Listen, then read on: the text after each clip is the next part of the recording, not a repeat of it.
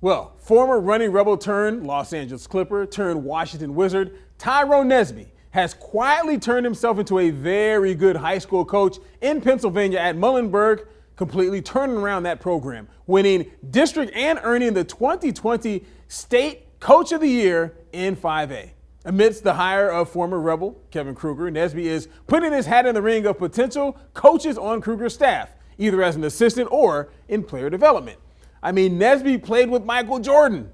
In my opinion, can you have a better qualification on your resume? I always wanted to train kids. I always wanted to see kids get better. So that's been part of me from day one. I just don't really talk too much about it, but I always wanted to be a coach. And this transition to me is easy because I love the game. And to see kids develop and see young adults develop, become that player they want to be. And with that being said, I mean, it's nothing like being a former NBA player, because when you go in and talking to these kids, that's what they want. They want to go where you already been. So there's nothing they can tell me that I ain't never heard before. And it makes it very easy for me when I communicate with them.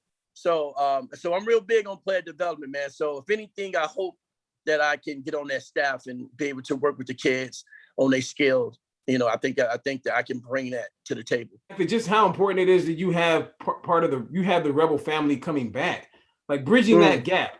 And if you look at all great programs across the country, that's exactly what they do, right? These other big programs, they would have like 90% of the coaches are part of that. Not one or two, but you may have four of them and maybe one that's basically an outsider coming in. But that's what I think UNLV should do. You should keep it really, really close, because the more you keep things close and the more we consider ourselves as family, the more we should be able to trust each other. When we on this journey to try to make this program successful. But I feel the bottom of my heart, man, I feel bad for the people in Vegas. I feel bad for the fans in Vegas right now, because they've been having a tough time. Just as much as the school having a tough time, our fans in Vegas have a tough time. I always get inbox from people from Vegas. Man, when you coming back to Vegas, when you come back, because I always kept myself available to the people. People like myself, I have no problem knocking on someone's door in a neighborhood that may not be the best neighborhood in the world and recruit this lady kid. I have no problem doing that. All right. There's nothing about her neighborhood that scares me. If this kid GPA is where we needed to be and this kid can play the game of basketball, man, I don't care where you live. I will be there, and that's what we have to do. We have to really get ourselves out in the community. We have let a lot of good ball players. We have let a lot of good ball players from Las Vegas leave to go out to other schools as well too. That should not happen. No. I have seen it, and it blows me away. And I'm like, man, where are the coaches at? Why are we not in them GMs watching these kids? We should not have no D1 player leave out of Vegas without us at least having our hands on it. Now, if he make a decision because that's his dream school and he want to go there, then that's cool. But we don't want no kid walking up out there, saying that, well, UNLV never even recruited us. He didn't even care about us. No, we don't need that.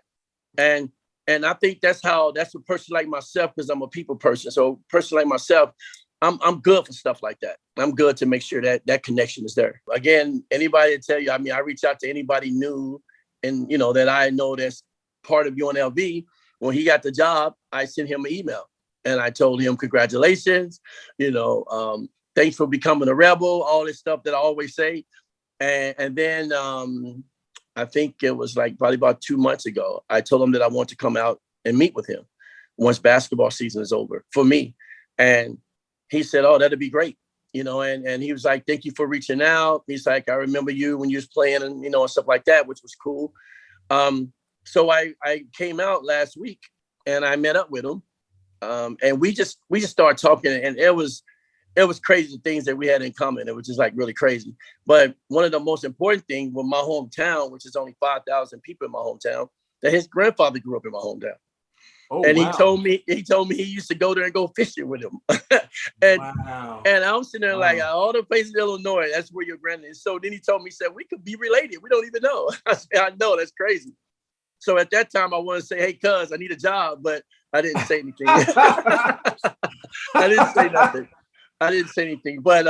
But but overall though, man, he was a very, very, very nice person. And I enjoy just to hear his passion on how he want to really build up UNLV and, you know, where he want to take UNLV and like I told him this, which is true, you know, I was like, look, I want to be on your team.